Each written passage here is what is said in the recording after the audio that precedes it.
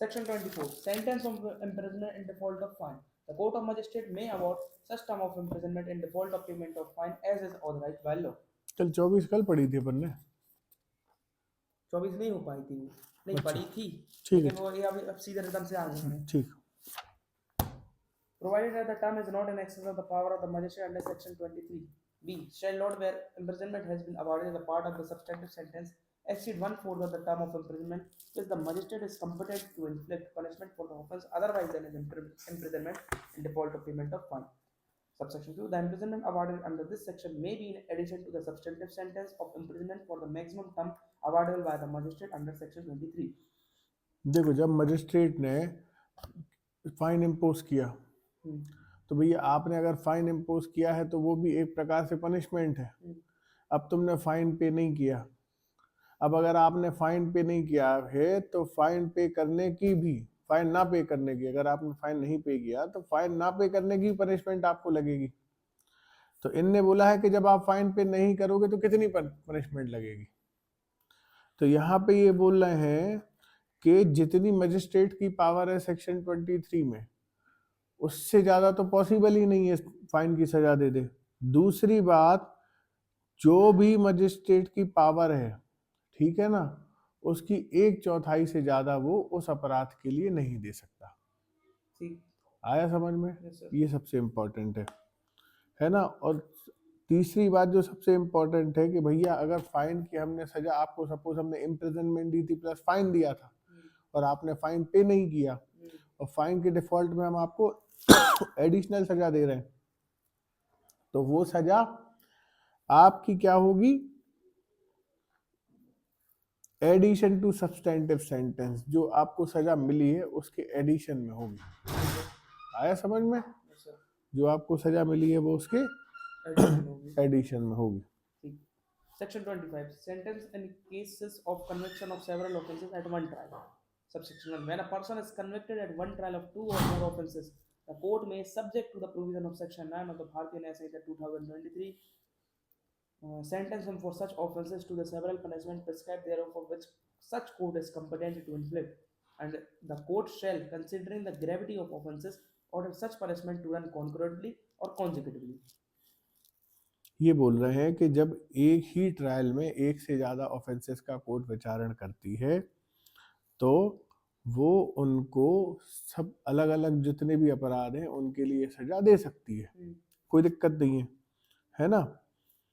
वह सच जितनी वो सक्षम है उन अपराधों के देने के लिए, उससे ज्यादा नहीं दे सकती है। पहला तो ये रूल समझ लो आप, ठीक है ना, कॉम्पिटेंट टू इन्फ्लिक्ट, है ना। और ग्रेविटी ऑफ ऑफेंस, प्रकृति को देख के अपराध की कोर्ट तय करेगी कि भैया एक साथ चलनी है सजाएं या एक के बाद एक चलनी है सजाएं। आया समझ में? ये कोर्ट के ऊपर निर्भर करता है। Subsection 2. In case of consecutive sentence, it shall not be necessary for the court by reason only of the aggregate punishment for the several offences being in excess of the punishment which it is competent to inflict on a conviction of a single offence to send the offender for a trial before a higher court, provided that in no case shall such person be sentenced to imprisonment for a longer period than 20 years. B. The aggregate punishment shall not exceed twice the amount of punishment which the court is competent to inflict for a single offence. देखो, सबसे पहले अगर clause 2 पढ़ोगे तो तुमको clause 2 में ये ध्यान देना पड़ेगा भैया कि ये बात कर रहा है केवल कॉन्जिक्यूटिव सेंटेंसेस की। कॉन्जिक्यूटिव सेंटेंसेस की मतलब जो सेंटेंस एक के बाद एक चलनी है, क्योंकि जो कंकरेंटली चलनी है वो 6 साल की सजा भी हो गई तो 3 साल में ही खत्म हो जाएंगी। 2 साल 3 साल की सजा अगर दे दी गई आपको और इकट्ठे चलनी है तो 3 साल में 6 साल की सजा खत्म हो गई। लेकिन यहाँ पे अगर आपने 3 साल की सजा दी है तो वो टोटल 6 साल में ही खत्म होगी सेकंड वाले क्लॉज में। तो यहाँ पे ये कह रहे हैं कि केवल अगर वो एग्रीगेट मतलब टोटल पनिशमेंट मिला के, है ना, क्या हो जाती है, in excess of punishment which is competent to inflict, magistrate उससे ज्यादा नहीं दे सकता है। आया समझ में? उससे ज्यादा हो जाती है तो केवल इस कारण से आप उसको हायर कोर्ट में नहीं भेजोगे। ठीक, आया समझ में? yes, sir. अब प्रोवाइडेड, अभी ध्यान से समझना, ये बोल रहे हैं कि भैया आप इसको ऊपर वाली कोर्ट में नहीं भेजेंगे, आप सजा देने के लिए सक्षम है, कोई दिक्कत नहीं है, लेकिन इन नो केस, बहुत बढ़िया इसमें इंटरप्रिटेशन निकल के आएगा, तुम ध्यान देना। हम्म, सबसे पहला इंटरप्रिटेशन ये निकल के आएगा कि in no case such person be sentence to imprisonment for a longer period than 20 years. किसी भी परिस्थिति में आप जो उसको सजा है वो 20 साल से ज्यादा नहीं दे पाओगे। हम्म, आया समझ में? कोई दिक्कत नहीं है। हम्म, मतलब जो एक से ज्यादा अपराध को जो कोर्ट ट्राई कर रही थी अगर वो सेवरल कन्विक्शंस होते हैं सेवरल ऑफेंसेस के लिए, तो उनमें वो सबके लिए पृथक पृथक सजा दे सकती है। लेकिन पृथक सजा देने की एक कंडीशन है कि भैया आप अपनी जितनी आपकी कंपिटेंसी है एक अपराध में सजा देने की, उससे ज्यादा की तुम नहीं दे सकते, दे अलग अलग सकते हो। और हो सकता है कि अलग अलग सजा देने के चक्कर में हो सकता है अलग अलग सजा देने के चक्कर में भाई आपकी पावर से ज्यादा सजा हो जाए, लेकिन केवल इस बात के लिए आप हायर कोर्ट नहीं भेजोगे। अब तुमको बहुत बढ़िया इंटरप्रिटेशन निकाल रहे हैं हम इसका। वो ये है कि वो ये बोल रही है कि अगर मजिस्ट्रेट या कोर्ट कोई सजा दे देती है और वो उसकी पावर से ज्यादा हो जाती है सेवरल कन्विक्शंस करने के बाद भी, तो अगर ये लिमिट के अंदर है आप तो ठीक हो, नहीं तो आप हायर कोर्ट भेज दो। यहाँ मजिस्ट्रेट की बात हो रही क्योंकि कंपिटेंट टू इन्फ्लिक्ट। नहीं नहीं, सारे कोर्ट्स की बात हो रही। अच्छा,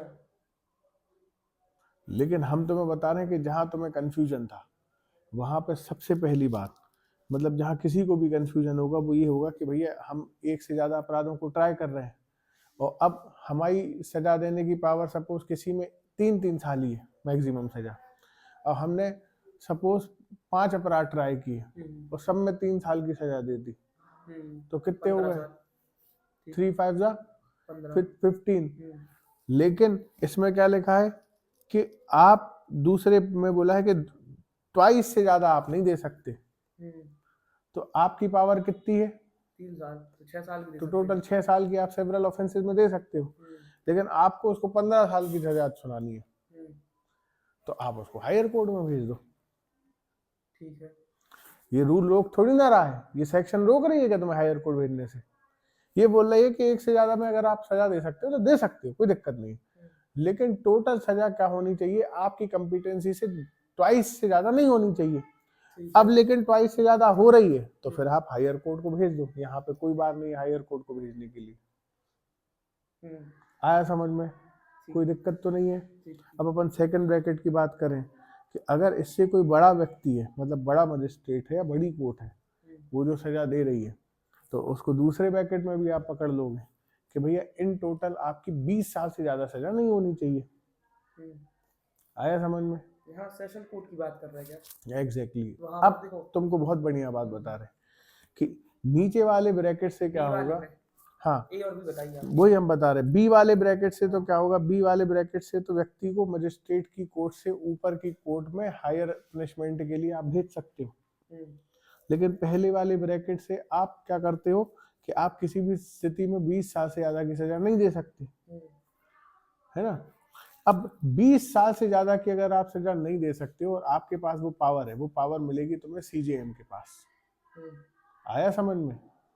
आया समझ में? सीजेएम के पास वो पावर मिलेगी और उससे जितने बड़े जज हैं उनके पास अनलिमिटेड पावर है, ठीक है? तो सीजेएम के पास पावर 7 साल की है, तो 7 का दुगना 14, तो यहाँ पे तो पहली लिमिट में आ गया। लेकिन दिक्कत ये है कि उसकी पावर ज्यादा है, अब वो एक से ज्यादा अपराध को ट्राई कर रहा है, तो उसकी तो 20 साल से उसकी तो क्या कहते हैं 14 साल से ऊपर की सजा आ रही, ट्वाइस से अबव, तो उसमें दूसरे ब्रैकेट में वो आ गया कि भैया आप 20 साल से ज्यादा नहीं दे सकते। अब आ जाए तुम बाकी कोर्ट में, तो बाकी सारी कोर्ट की पावर इस सेक्शन से ऊपर है। आया समझ में? ठीक है, बाकी सारी कोर्ट की पावर इस सेक्शन से ऊपर है। ये 20 ईयर वाला भी नहीं आ रहा है अभी भी। हम तुम्हें देखो कॉम्पिटेंट टू इन्फ्लिक्ट ये अपन का होगा कि मजिस्ट्रेट पर अप्लाई होगा क्योंकि उसकी 7 साल वहाँ लग मजिस्ट्रेट जाता के है अप्लाई हो गए, सीजीएम के अप्लाई हो गए, जेएमएफसी के क्योंकि अप्लाई उनकी हो गए। कॉम्पिटेंसी दी है और अब उसका डबल उसके कर सकते ऊपर हैं आ अपन। गए तुम। हाँ हम तुम्हें यही बता रहे हैं कि उसके ऊपर की कोर्ट है, उसके ऊपर की कोर्ट इस ब्रैकेट को किन्हीं केसेस में कवर करती है, किन्हीं केसेस में कवर नहीं करती है। ठीक है। अगर मान लो उसने कम सजा दे दी,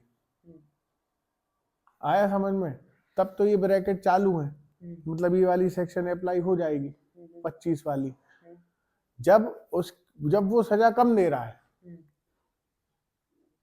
आया समझ में, तो सपोज उसने सबको 4-4-4-5-5 जो भी 6-6 साल 7-7 साल की सजा दे दी सपोज, तो 7-7-7-7 की 3 में दे दी, तो भाई सेकंड ब्रैकेट को कम कर देगा कि 20 से ज्यादा नहीं दे सकता, तो किसी की 1 साल सजा कम हो जाएगी, तो 20 के अंदर आ गई, उसमें कोई दिक्कत नहीं है। लेकिन जब इनकी पावर सजा ज्यादा देने की है, तो ये सेक्शन उनकी पावर को रोक नहीं रही है, कहीं पे भी वो सजा दे सकते हैं। अब तुम कहोगे कि फिर वो उसके सेक्शन के कंट्राडिक्शन में आएगी, तो इसके कंट्राडिक्शन में वो सेक्शन आएगी नहीं, क्योंकि अगर उसका इंटरप्रिटेशन किया जाएगा तो वो इंडिपेंडेंटली एक अलग दिशा में जा रही है, और ये सेक्शन एक अलग दिशा में जा रही है, कंट्राडिक्शन कहीं नहीं कर रही। वो बोल रही है कि भैया एक सेक्शन बोलती है कि सेशन जज की पावर अनलिमिटेड है, लेकिन डेथ की पनिशमेंट देने के लिए हमको हाई कोर्ट से पूछना पड़ेगा, इतना ही है ना, बाकी तो कोई बार नहीं है। और ये कह रही है कि सजा दे सकते हो अगर आप, तो ये लिमिट है सजा देने की। लेकिन भाई जब एक सेक्शन ने पावर ही उसको इस सेक्शन से ज्यादा की दे दी है, तो वो पहले अप्लाई होगी ना, वो चीज तो क्लियर है, वो चीज तो क्लियर है। और बाकी जितने इसके ब्रैकेट के अंदर या इसकी लिमिट के अंदर आ रहे हैं, उन पे ये सेक्शन अप्लाई हो रही है। ठीक है, आया समझ में कि नहीं? भाई जो आदमी डेथ तक की सजा दे सकता है, उसको तुम 20 साल के ब्रैकेट में कभी अंदर रख सकते हो क्या? नहीं, वो तो नहीं है। एक चीज, दूसरी चीज, ट्वाइस द पनिशमेंट में रख सकते हो कैलकुलेशन में, क्योंकि उसकी कोई लिमिट ही नहीं है। ये दूसरी चीज आया समझ में? और फ्रैक्शन ऑफ सेंटेंस को अगर तुम कैलकुलेट भी करोगे, तो पुराने वाले सेक्शन की सेक्शन 65 थी आईपीसी की, है ना? हाँ, तो वो 20 साल कैलकुलेट होती थी, यहाँ पे 20 साल कैलकुलेट हो रही है आईपीसी बीएनएस में, 20 साल ही हो रही है।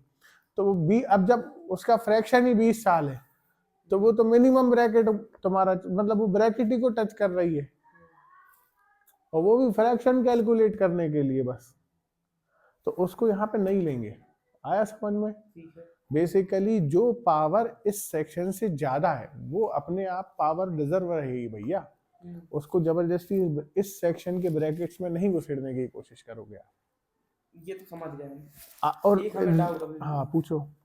जो अपन मजिस्ट्रेट ने अपन ने देखा सीजीएम के मान लीजिए 7 साल, तो यहाँ पर ट्वाइस द जो बी वाला कह रहा है कि उसकी डबल वो दे सकता है, मतलब 14 साल, तो 14 साल से ज्यादा नहीं दे सकता, क्लियर है? अगर 14 साल से उसको दें तो हायर कोर्ट में भेजेगा, फिर यहाँ पे ये 20 साल अभी भी क्यों नहीं? सीजीएम हायर कोर्ट में नहीं भेजेगा सजा के लिए, सीजीएम तो खुद पावर है हायर सजा को, जब सीजीएम के ही पास वो पावर है कि मजिस्ट्रेट अगर जब ज्यादा सेंटेंस देना चाहता है और उसकी पावर नहीं है सेंटेंस देने की, तो तब सीजीएम को भेजा जाता है।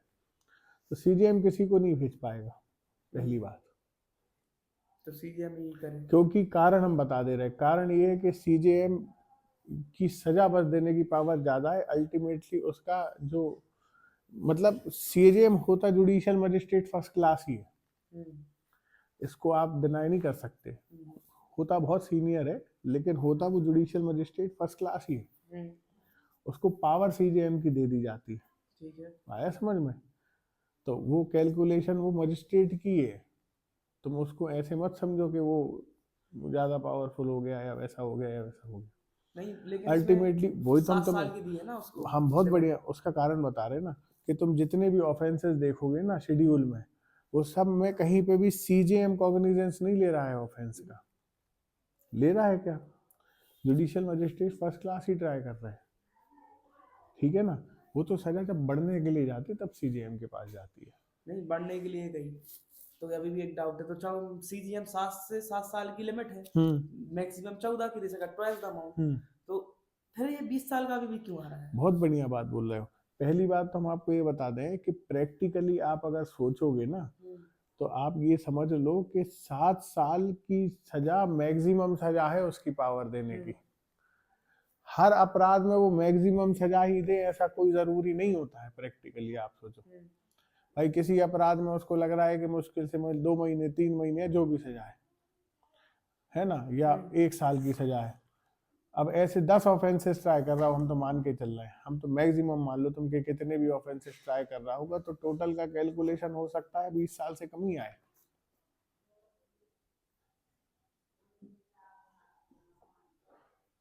आया समझ में?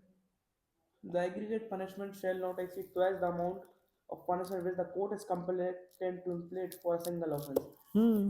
एक ऑफेंस है 7 साल की दे सकता है, तो मतलब फिर दो की नहीं दे सकता। 20 के ऊपर हो गए वो तो सारे, तुम कह रहे हो, लेकिन ऐसा होता नहीं है। प्रैक्टिकली ऐसा नहीं होता कि सब में मैक्सिमम सजा मिले।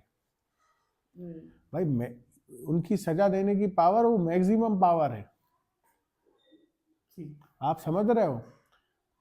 तुमको क्या लगता है कि तुम अगर तुम्हारा अपराध का विचारण होगा, तुमने कुछ अपराध करे होंगे कि तो तुम्हें हम जरूरी है कि तुम्हें हम इतने से ऊपर की सजा देंगे।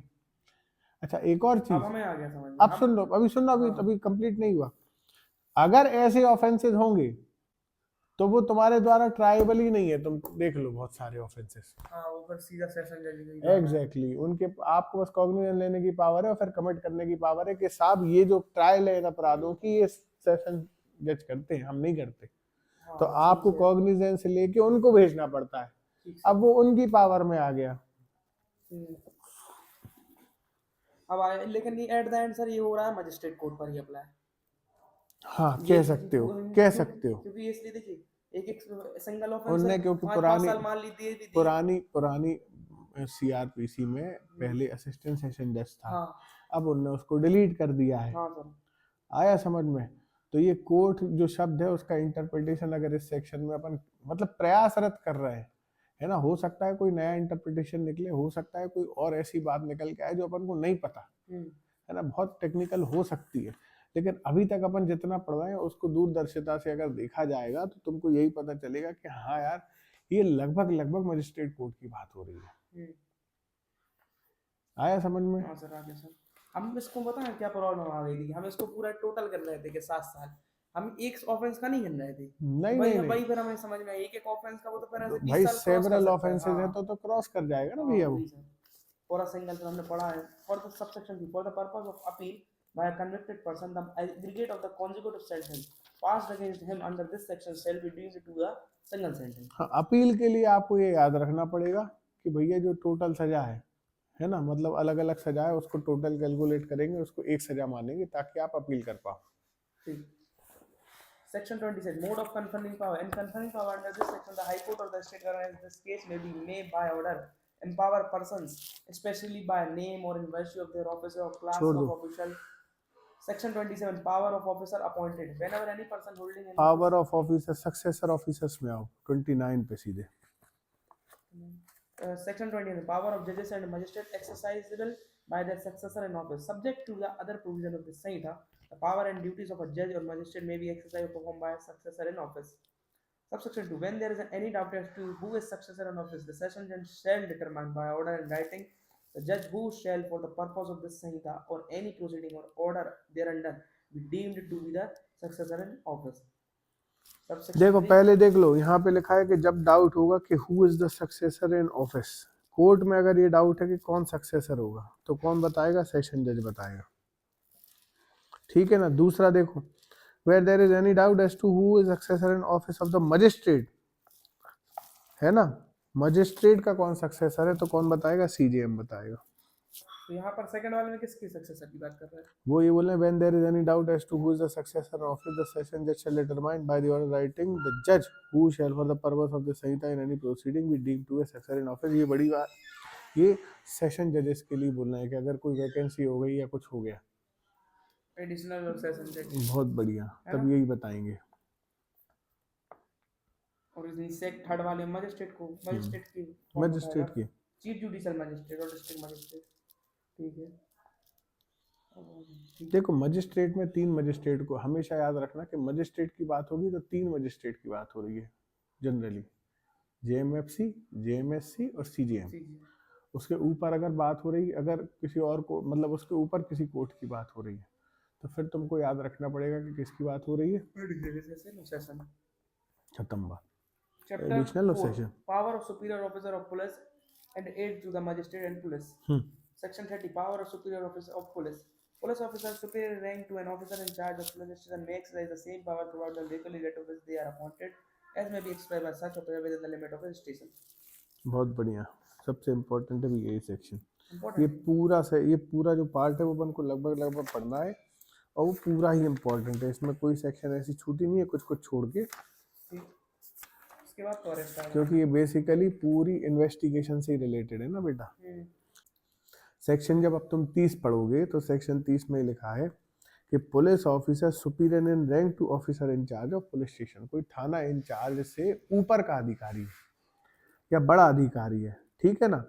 तो थाना इंचार्ज की जो उसके लोकल एरिया में जितनी पावर है ना, इन्वेस्टिगेशन की या अन्य चीज़ों के लिए, वो सेम पावर उस बड़े अधिकारी को होती है। आ गया समझ में? ठीक। Exercise the same power throughout the local unit to which they are appointed as may be exercised by such officer within the limit of his station. Section 31 Public when to assist magistrate and police. Every person is bound to assist a magistrate or police officer reasonably demanding his aid in the making or preventing the escape of any other person whom such magistrate or police officer is authorized to arrest, or B in the prevention or suppression of a breach of peace, C in the prevention of an inquiry of an injury attempted to be committed to any public property. सबसे important है कि public magistrate को और police को कब arrest करेगी। ठीक है, यहाँ देखो लिखो कि करेगी, इसलिए बोल दिया क्योंकि यहाँ पे लिखा है कि बाउंड है वो करने के लिए, उनकी बंधनकारी है अगर उन्होंने बोल दिया कि अरेस्ट करो तो। ठीक सर, ये 3 केसेस में। हाँ, और इन केसेस में नहीं करेंगे तो अपन बीएनएस में कार्रवाई भी। हाँ, बीएनएस में आपके लिए अपराध के लिए दंडनीय किया जा सकता है, ठीक है ना। यहाँ पे लिखा है कि अगर कोई व्यक्ति या कोई अपराधी भाग रहा है, ठीक है, जिसको पुलिस या मजिस्ट्रेट ऑथराइज्ड है अरेस्ट करने के लिए, कोई ब्रीच ऑफ पीस कर रहा है ना, मतलब सप्रेस कर रहा है, मतलब हम प्रयास कर रहे हैं कि भैया ऑर्डर मेंटेन रहे, शांति बनी रहे, लेकिन वो क्या कर रहा है, नहीं, वो नहीं मान रहा है। कोई पब्लिक प्रॉपर्टी को कोई इंजरी होने वाली है और उसको हम रोक रहे हैं, और हम तुमसे बोल रहे हैं कि इसको पकड़ो, इसको कोशिश करो, उसको रोको, तो तुम करोगे वो काम, और तुम नहीं करोगे तो भारतीय न्याय संहिता में दंडित हो जाएंगे। Section 32 82 person other than police officer executing warrant. When a warrant is directed to a person other than a police officer, only other person may aid in the execution of such warrant if the person to whom the warrant is directed be near at hand and acting in the execution of warrant. 32 ये बोलती है कि भैया जब warrant is directed to a person other than the police officer, police officer के सिवा अगर किसी को वारंट डायरेक्ट किया गया है ना, मतलब जैसे एक पुलिस ऑफिसर है, पुलिस ऑफिसर की जगह आदर्श को सपोज क्या कर दिया है, वारंट डायरेक्ट कर दिया गया, तो ये बोल रहे हैं कि any other person may aid in the execution of such warrant if person to whom the warrant is directed be near at hand and acting in execution. वो आपकी मदद कब कर सकता है, वो जब उस आदमी वो आदमी आपकी तब मदद कर सकता है वो आपके जब करीब हो, है ना, या कुछ कर पाए बेसिकली। अपन इसको लगा सब वारंट हाँ, जारी कर दिया और अपन दिखा रहे हैं कि भाई हमें करने दो तलाशी, ये और खत्म करना है थोड़ा सा बस, ये इतने सारे सेक्शन दे दिया। शेयर छोड़ो छोड़ो छोड़ो छोड़ो छोड़ो छोड़ो, देखो बस उसकी हेडिंग याद करो, public to give information of certain offences. ये इसलिए बोल रहा है कि इन सेक्शन में क्या करना है कि अगर इन सेक्शन में अपराध होता है तो पब्लिक की जिम्मेदारी है कि ये पुलिस ऑफिसर को बताए, लेकिन प्रैक्टिकली ऐसी कई कंडीशंस होती हैं, भय होता है, डर होता है, ठीक है, कोई समाज के लोग होते हैं, कुछ भी होता है जिसके कारण वो नहीं बता पाते हैं। लेकिन यहाँ पे लिखा है कि अगर आप नहीं देते हो तो आपको आईपीसी में दंडित किया जाएगा। अगर इन आईपीसी या क्या कहते हैं इन बीएनएस की धाराओं के संबंध में अगर आप अपराध की जानकारी पुलिस को नहीं देते तो आपकी लायबिलिटी है, ठीक। लेकिन तुम लायबिलिटी तय कैसे करोगे, ये बड़ा क्वेश्चन ऑफ फैक्ट रहेगा, याद रखना। क्योंकि किन में से कितने लोगों को तुम अपराधी बनाओगे ऐसे।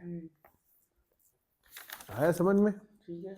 ये shall in the absence of any reasonable excuse the burden of proving which excuse shall lie upon the person so aware forthwith give information to the nearest magistrate or police officer of such commission or intention. Subsection 2 for the purpose of this section the term office includes any act committed at any place out of India which would constitute an offence if committed in India. इसमें offence को भारत के अंदर और भारत के बाहर वहाँ दोनों को जोड़ा गया है, ठीक है ना, वो भी इम्पोर्टेंट है।